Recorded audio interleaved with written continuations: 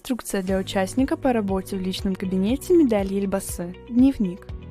Во вкладке «Дневник» отображается общий прогресс участника и прогресс по контрольным отчетам, а также общее количество заданий участника, а также количество неначатых заданий, заданий на статусе на подтверждении, количество отклоненных заданий, количество подтвержденных заданий и количество просроченных заданий.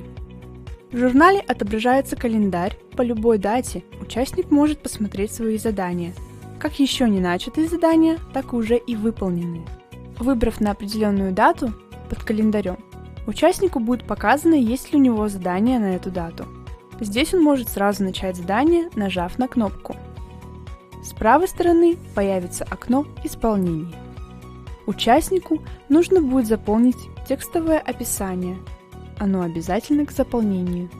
А также, если необходимо, прикрепить фото и видео. После чего нажать кнопку «Сохранить». В отчет при загрузке медиафайлов можно загружать более одного видео. Сделать это можно при помощи кнопки Ctrl во время выбора видео с вашего устройства. При загрузке видео в отчет доступно отслеживание по загрузке видео.